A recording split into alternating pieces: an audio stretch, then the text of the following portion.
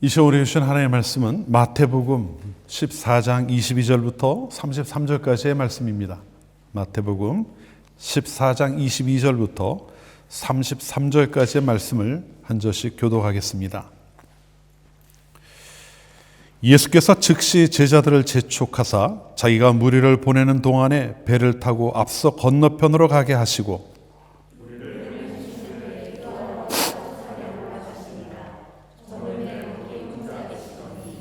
배가 이미 육지에서 술이나 떠나서 바람이 거스름으로 물결로 말미암아 고난을 당하더라.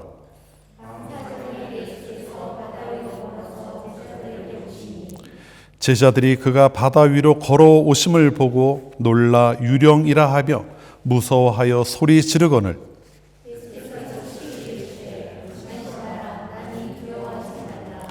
베드로가 대답하여 이르되 주여 만일 주님이시거든 나를 명하사 물 위로 오라 하소서 하니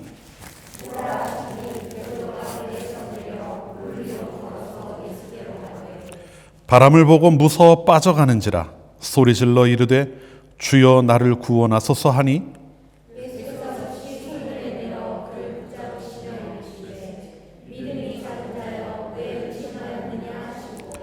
배에 함께 오름에 바람이 그치는지라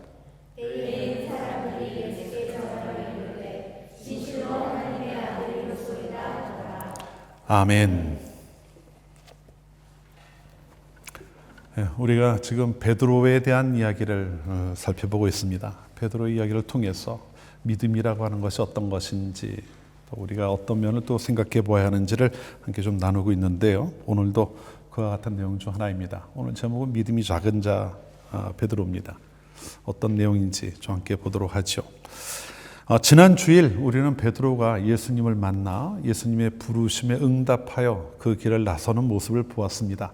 모든 것을 버려두고 예수님을 쫓았더라 이렇게 이야기하고 있죠. 그 이후로 베드로는 예수님의 공생애를 함께 살아갑니다. 오늘 본문은 바로 그렇게 이제 제자의 삶을 살기 시작한 베드로에게 있었던 하나의 사건을 여러분과 함께 살펴보려고 해요. 그리고 이 사건을 통해서 우리가 좀 더 생각해 보아야 될 믿음에 대한 이야기를 좀 나누고자 합니다. 오늘 본문 내용은 이렇습니다. 어느 날 예수님께서 모여온 사람들 중에 병자들을 고치시는 일이 있었어요. 많은 병자들을 고치셨던 것 같습니다. 모였던 사람들이 어른만 남자들만 5천 명 정도 되었다고 이야기를 하니까 굉장히 많은 사람들이 모였죠. 그리고 저녁이 되었을 때 이제 하루 종일 예수님은 사역을 하신 거예요. 병자를 치유하시고 말씀도 가르치셨겠죠. 그렇게 하신 후에 사람들을 돌려보내려고 했는데 해가 넘어가니까 어때요? 이 사람들이 가다가 배고파 기진할까 걱정하셔서 오병이어의 기적을 통해 떡 5개 물고기 2마리로 5천 명이 넘는 사람들을 먹이는 그런 기적을 행하십니다. 이 5천 명은 남자들만 성인 남자들만 따진 거예요. 그러니 거기서 훨씬 더 많은 사람들이었겠죠. 그리고 오늘 본문 사건은 바로 그 이후에 이뤄진 겁니다. 이제 사람들이 다 먹고 돌아가게 된 그 시간에 있었던 일이에요. 그러니까 예수님이 오늘 이 사건 오병이의 기적이 끝나고 난 다음에 제자들을 먼저 배에 태워서 갈릴리 호수 건너편으로 보내셨다고 하는 장면이 나오는데 요한복음을 보면은 그때가 이미 해가 저물 때쯤 되었다. 해가 저물었다. 이렇게 이야기를 하고 있습니다.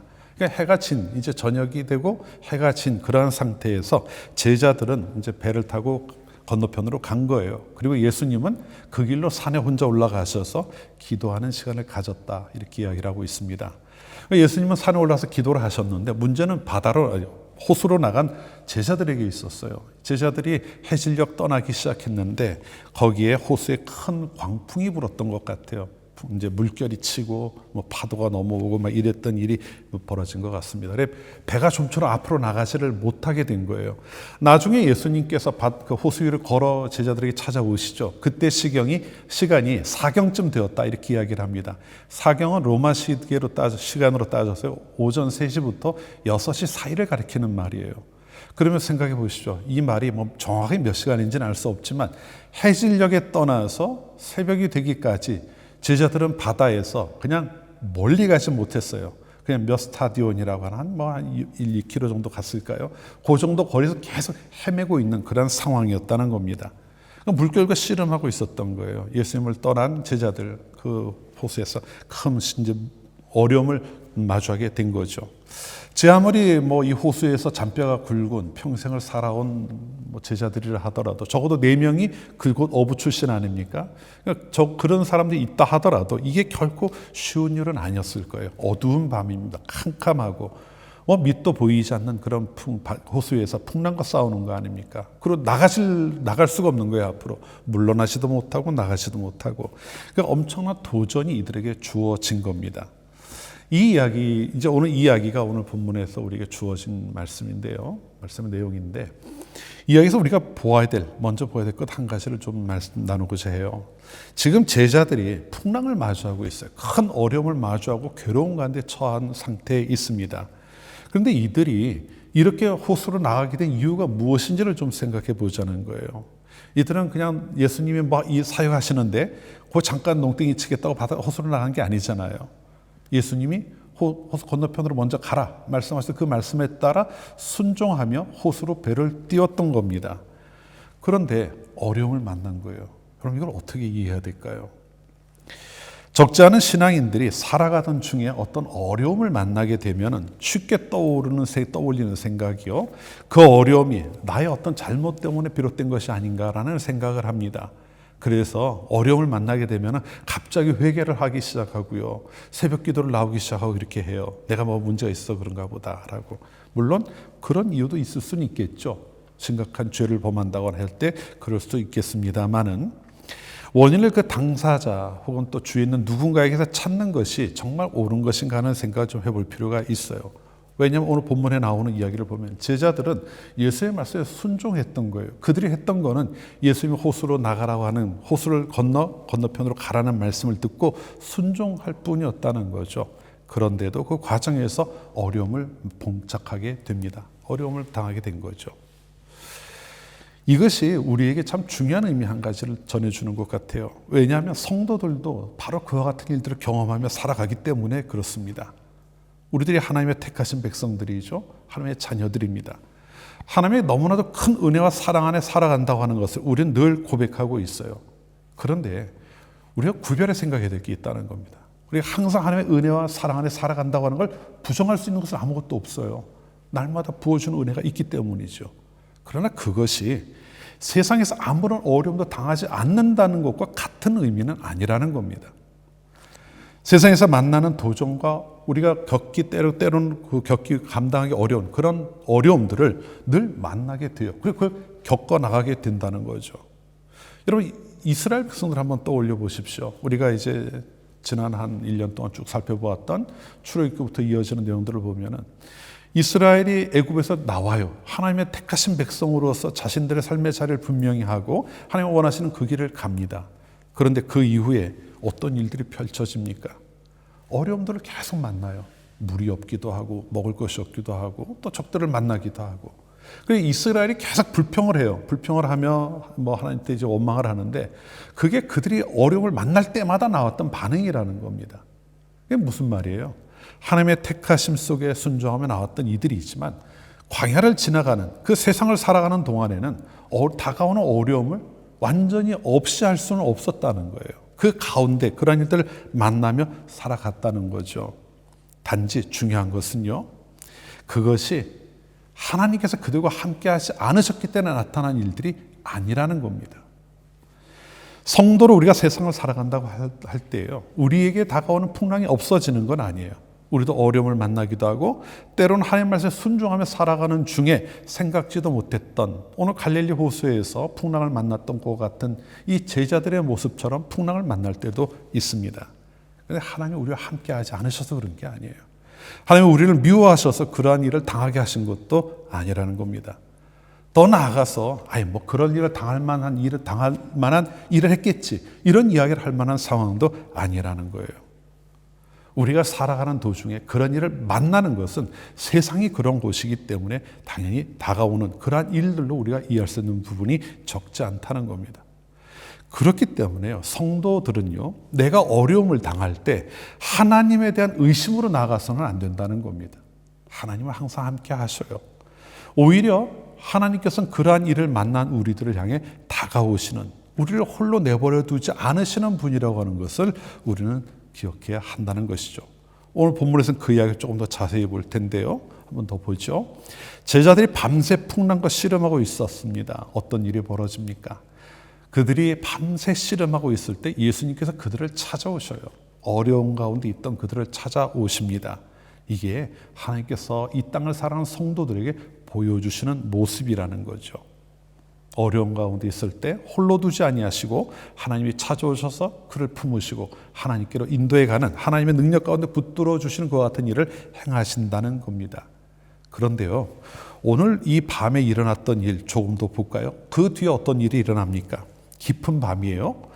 거센 풍랑이 있는 호수에서 방향도 잡지 못한 채 배를 모으느라 고전을 하고 있던 제자들에게 예수님이 찾아오셨습니다.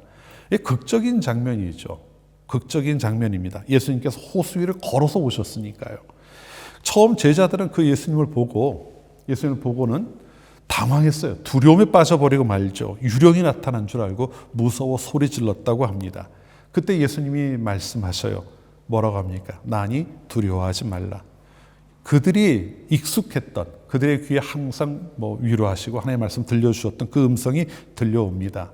그런데 그때 베드로가 뭐라고 이야기합니까? 28절을 보면은요, 베드로가 대답하여 이르되 주여 만일 주님이시거든 나를 명하여 물 위로 오라 하소서. 이렇게 이야기를 해요.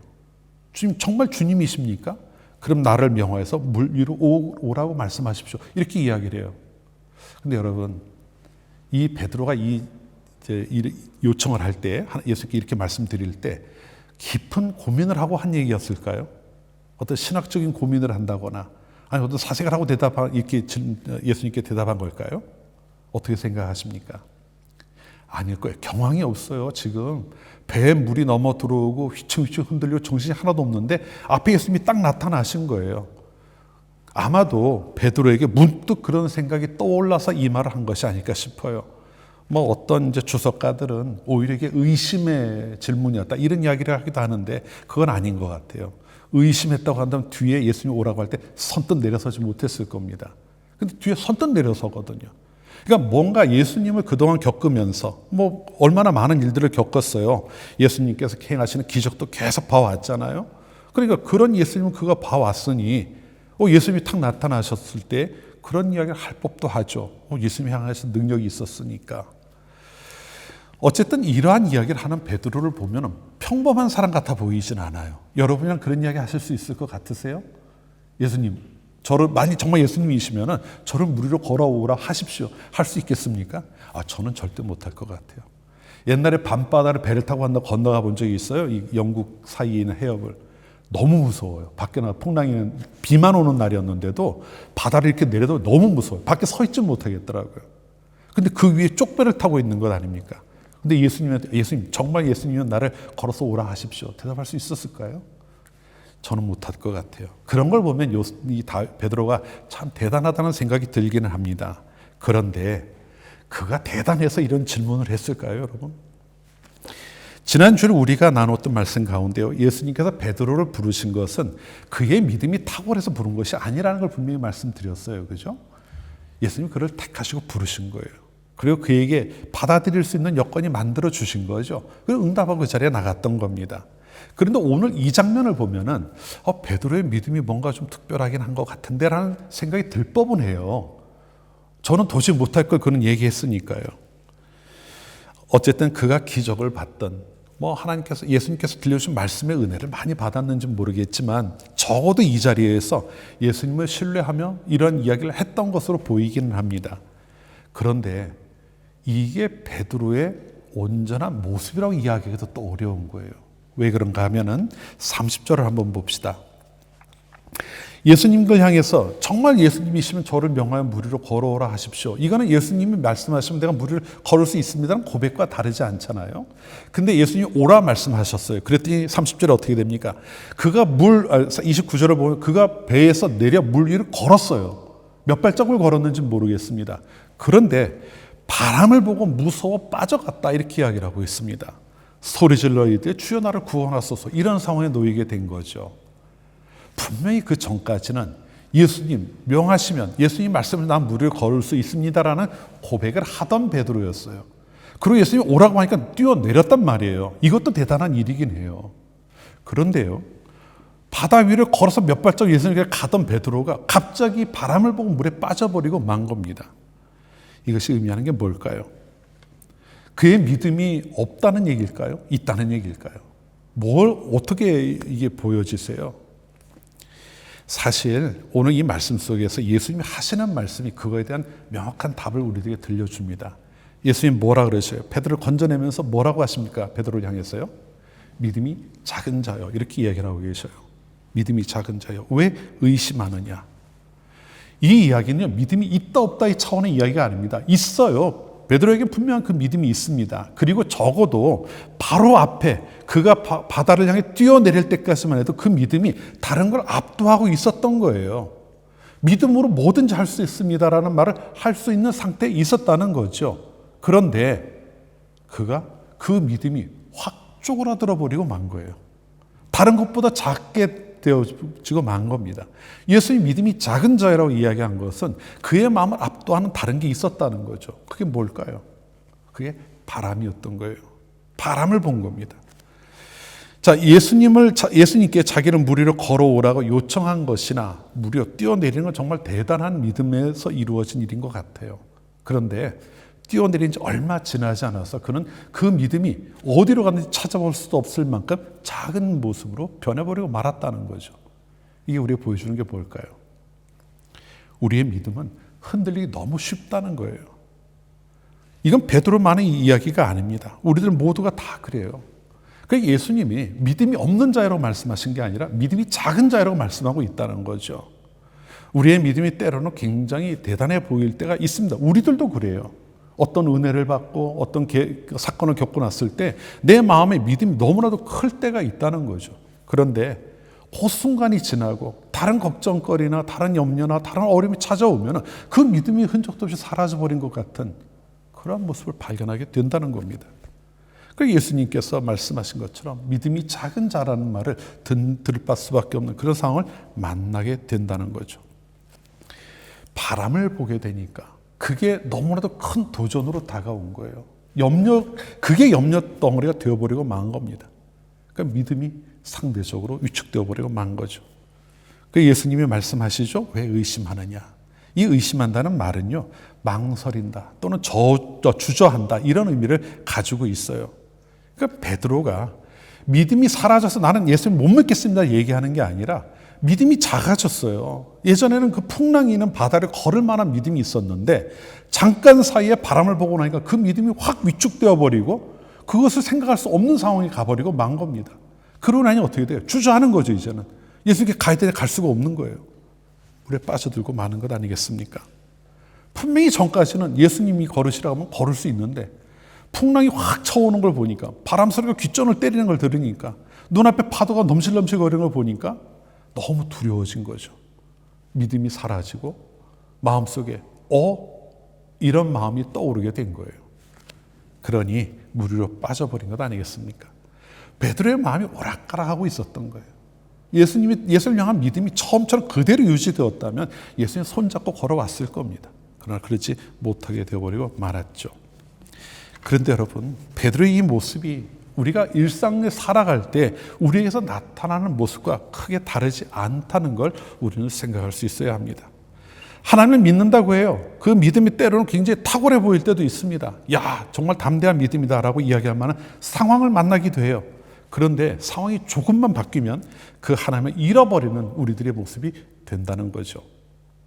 엘리야의 이야기를 잘 아실 거예요. 엘리야가 바알과 아세라의 선지자 450명 또 400명에서 그 850명의 그 이방 선지자들과 대결을 벌여요. 얼마나 담대합니까? 하나님이 야 거기다 물 더 갖다 부어라. 자기가 이제 제사 지낼 때 그곳에 물 더 갖다 부어라 해서 물을 막 갖다 붓고 했는데 담대하게 마주하는 거예요. 하늘을 향해 기도했더니 하나님 불을 내리시죠. 얼마나 멋진 승리를 했습니까? 이방 선지자 850명하고 겨뤄서 승리한 거 아닙니까? 그런데 그 다음에 어떤 일이 벌어지는지 아세요? 이세벨이라고 하는 아합의 부인이 이방 왕의 딸이죠. 내가 너를 내일까지 그 제사장들, 이방 선지자들 중에 하나와 같게 하지 않으면 내 위에 벌이 있을 것이다. 이렇게 이야기를 하면서 너를 내일까지 반드시 죽이겠다는 이야기를 해요. 그때 엘리야가 어떻게 했을까요? 850명 상대했을 때 그것까지 뭐가 문제겠습니까? 또 한 번 담대하게 나가면 되잖아요. 근데 그러질 않아요. 꽁지가 빠지게 도망합니다. 광야로 도망가 버리고 말아요. 엘리야의 믿음이 없어서 그랬을까요? 아니에요. 엘리야의 믿음은 있어요. 하나님을 향한 믿음은 있는데 그 담대했던 믿음이 이세벨이 한마디 하는 협박 때문에 확 위축되어 버리고 만 거예요. 찾아볼수 없는 믿음이 작은 자가 되어버리고 만 겁니다.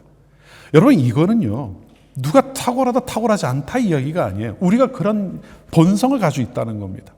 한때는 하나님과 정말 뜨거운 마음을 가지고 있는 것 같은데 다음 순간에 되면 그걸 싹 놓쳐버리는 이러한 일들이 반복된다는 거죠. 그리고 그 이유는 하나예요. 베드로가 왜 그렇게 되었다 그랬죠? 예수님이 오실 때 예수님을 바라보고 예수님과 대화할 때는 그 물 위를 걸어갔습니다. 그런데 왜 빠졌습니까? 바람을 보고라고 이야기하고 있어요. 그 시선을 다른 데 두니까 더 이상 내가 붙들던 예수님이 보이지 않는 거예요. 이 모든 상황을 내가 감당해야 되는 일이 되는 거죠. 그 무너져 버리고 만 겁니다. 엘리야도 마찬가지예요. 하나님만 바라보고 그 자리에 나왔어요. 850명도 문제가 되지 않았어요. 그런데 그가 이세벨이 했던 이야기를 듣고 그 상황, 거기도 똑같은 이야기가 나와요. 상황을 보고 이렇게 이야기하고 있습니다. 상황을 보고 나니까 무서운 거예요. 그래서 도망해버리고 말죠. 여러분, 우리는 어떨까요? 우리는 다를까요? 주일날 아버지 앞에, 하나님 앞에 나와 예배할 때 우리가 믿음에 대한 이야기를 하면은 그래, 믿음 갖고 살아야지 이러고 교회 문을 나서요. 근데 교회 문에서 막상 나서서 우리가 삶의 현장으로 들어가면 어떻게 됩니까? 시험도 있고 나를 막 짓누르는 고민될 만한 그런 또 일들도 있어요. 내가 마주해야 하는 많은 일들이 있잖아요. 그럼 어떻게 됩니까? 하나님을 향한 믿음이 어느 순간인가 사라져버리는 것 같아요. 세상 모든 걱정, 근심 내가 다 끌어안고 가는 것 같은 그런 상황이 되고 만다는 거죠. 하나님을 향한 시선이 우리가 그 시선을 다른 곳으로 돌리게 될 때 우리가 반드시 겪게 되는 일이라는 것을 보여주고 있는 겁니다. 믿는 이들이 주를 바라보기를 그친다면 그 시선이 다른 데로 향한다면 그 중심이 흔들릴 수밖에 없는 거예요. 여러분, 우리 스스로 한번 생각해 봅시다. 나는 과연 하나님만을 바라보고 있는가 하는 겁니다. 내가 정말 하나님만 바라보며 내게 주어진 시간을 살아가고 있느냐 하는 거죠. 어떻습니까? 나는 정말 주님만 바라보며 살아가고 있습니다라고 자신 있게 이야기할 수 있을까요? 하나님을 향한 믿음을 이야기하는 만큼 다른 것에 마음을 빼앗기지 않는 그것이 우리에게 필요합니다. 히브리서 기자는요, 12장 2절에서 성도들을 향해 이렇게 권면하고 있어요. 상반절인데요. 같이 한번 볼까요? 믿음의 주여 또 온전케 하시는 이인 예수님을 바라보자. 자, 보세요. 믿음의 주예요. 내 믿음의 주인 되시는 분이 바로 주님이란 말입니다. 그럼 내 믿음의 주인 그분을 바라봐야 우리가 갈 수 있는데 다른 걸 바라보면 안 되잖아요. 또 온전케 하신다 그랬어요. 우리의 연약함을 다 온전케 하시는 분은 오직 주님밖에 없는데 다른 데 시선을 두면 우리가 무엇을 붙들고 살아갈 수 있겠느냐는 거죠. 성도가 살아가며 그 시선을 두어야 할 대상은 너무나도 분명해요. 이 사실을 잊어서는 안 된다는 겁니다. 그것이 성도가 살아가는 방법이에요. 믿는다고 아무리 이야기하더라도요, 내가 일상 속에 주님을 바라보지 못한다면 여러분, 우리 시선을 빼앗을 만한 것이 얼마나 많습니까? 내 마음을 빼앗을 만한, 내 마음을 즐겁게 할 만한 것이 얼마나 많아요. 그런 거 하다 보면 시간이 없다 이런 이야기 저절로 나오지 않습니까? 그런 상황 속에서도 주님을 바라보는 것이 필요하다는 거예요. 그걸 놓쳐버리고 말면은 오늘 본문에 나왔던 베드로처럼 오락가락하는 거예요. 오락가락하고 주저하고 머뭇거리고 결국 물속에 빠져버리는 이러한 신앙인의 모습이 남는 것 아니겠느냐는 거죠. 주님을 바라보며 믿음 안에서 살아간다면 풍랑이는 세상이라 할지라도 우리에겐 전혀 두려울 것이 없는 곳이 될 겁니다. 하지만 만일 그렇지 못한다면 물속으로 빠져갈 수밖에 없는 것이죠. 이것을 기억해야 합니다. 우리는 주님 바라보며 살아가기로 결단하고 나선 믿음의 사람들이잖아요. 그 길을 가야죠. 주님 바라보기를 그치지 않는 모두가 되시기를 바랍니다. 그리고 한 가지 우리가 더 기억해야 될 것이 있어요. 자, 베드로의 믿음이 흔들렸다고 했어요. 그리고 그 순간 바로 물에 빠져버렸다고 했습니다. 자신이 물에 빠져버리게 되자 베드로가 다급하게 외쳐요. 주여 나를 구원하소서. 이렇게 이야기합니다. 어떻게 보면은 앞에 너무 좋았는데 뒤에 너무 모양이 빠지는 이러한 상황이 벌어지게 된 거예요. 호기롭게 물 위에 내려서 몇 발자국 걸었는데 물속에 빠져버리고 말았으니 말이죠. 그런데 그 다음에 어떤 일이 벌어집니까? 예수님께서 바로 손을 내밀어 그의 손을 잡아주셨다 이렇게 이야기하고 있어요. 그런데 여러분, 이거 한번 생각해 보십시오. 예수님이 베드로가 소리치니까 잡아주신 걸까요? 어떻게 생각하세요? 제가 가끔 이제 장면을 상상해 보시라는 이야기를 하잖아요. 풍랑이는 바다에 베드로가 물 위로 걸어 예수님께 오다가 푹 빠졌어요. 빠지면서 주여 나를 건져줘서 이렇게 이야기했다 칩시다. 예수님 뭐라고 하셔요? 그를 바로 잡아주셨거든요.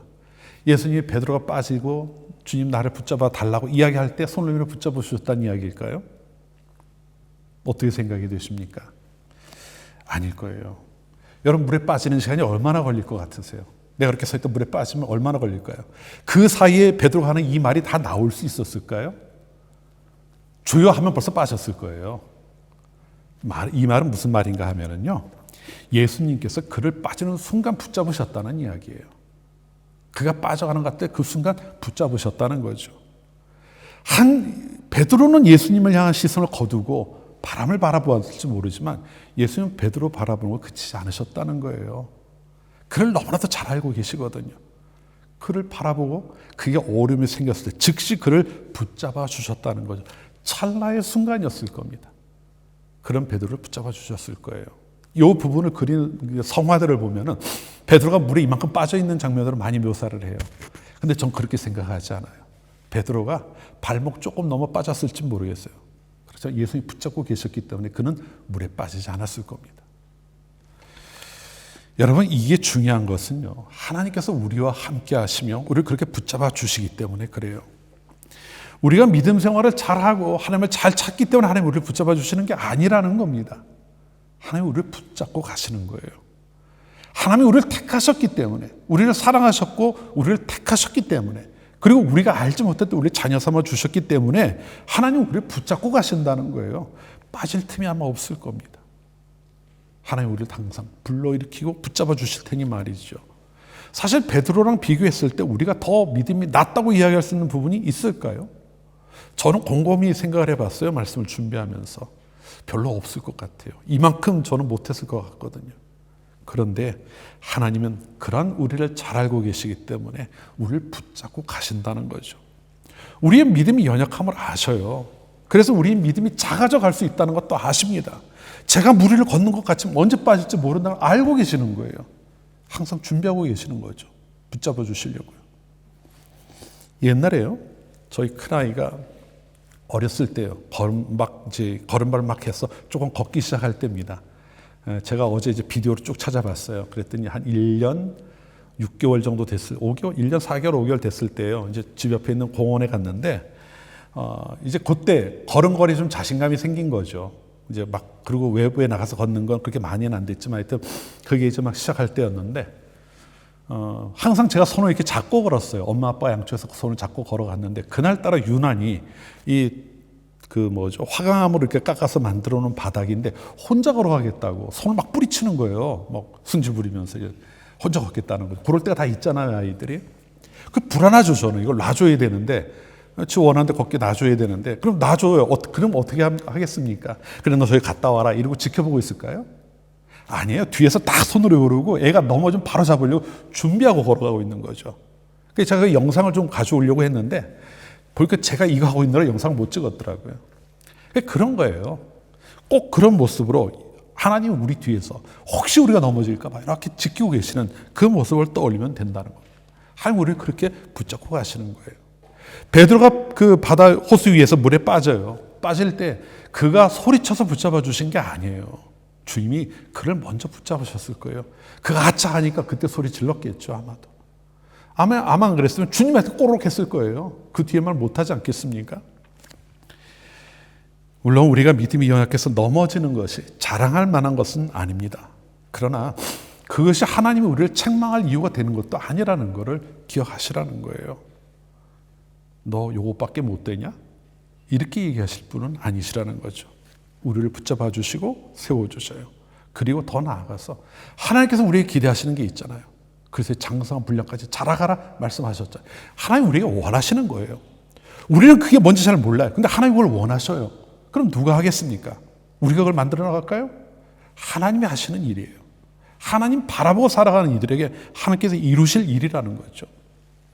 아까 찬양 가운데 그런 가사가 있었어요. 여러분 이제 기억하시죠? 이제 눈들어 주보네. 그 능력 날 새롭게 해. 주님의 사랑 날 만지시니 내 모든 두려움 사라지네. 딱 이때 이야기 아닙니까? 폭풍 속에도 주 붙들고 믿음으로 주와 걷네. 갈릴리 언덕 그 너머 어느 날. 딱 이 이야기잖아요. 아까 여러분 찬양으로 고백했던 이야기예요. 이제 눈들어 주 보겠다는 이야기잖아요. 그게 우리에게 필요하다는 겁니다. 사랑하는 성도 여러분, 그렇기 때문에요. 내 믿음이 약하다고 민망해할 필요도 없고 스스로 자책할 필요도 없어요. 하나님께서 이미 믿음의 씨앗을 뿌려주셨습니다. 이제 자라가는 일이 남은 거예요. 자라가는 게 하루아침에 저절로 되겠습니까? 어려움도 겪죠. 씨가 자라가다 보면 바람도 불고 비도 불고 막 난리가 나잖아요. 그래도 자라가지 않습니까? 그 가운데서 하나님의 비춰주는 따뜻한 빛으로 자라가게 하시잖아요. 마찬가지예요. 우리도 자라가는 겁니다. 하나님께서 언제나 나를 붙잡아 주시는 걸 알기 때문에 내가 넘어지는 순간이 되었다고 해서 절망할 이유가 없는 거예요. 하나님 바라보기를 다시 하면 되는 겁니다. 그럼 하나님 또 다시 붙잡아 주시고 또 우리를 끌고 가시는 거죠. 언제나 우리 향해 손을 내밀고 계시다는 사실 잊지 마시라는 겁니다. 그러한 과정을 거쳐서 하나님은 우리의 그 작은 믿음이 자라가게 하시는 거예요. 더 큰 믿음으로요. 믿음이 작은 자다라는 소리를 들을 만한 상황을 만나더라도 그 안에서 또 다시 회복시키고 만들어 가신 하나님의 모습이 있다는 거죠. 오늘 이 자리에 계신 여러분 모두가 그 주님을 바라보며 살아가기를 그치지 않는 모두가 되시길 바라요. 주님과 동행하셔야 됩니다. 그리고 그 안에서 여러분을 언제나 흔들리지 않는 믿음의 소유자로 만들어 가시는 하나님의 은혜를 경험하실 수 있기를 바랍니다. 그래서 하나님이 그 은혜 안에서 이 세상과 어떤 일을 만나도 이제 요동치지 않는 그러한 믿음의 사람의 자리에 나아가는 모두가 되실 수 있기를 주님의 이름으로 축원합니다. 기도합시다.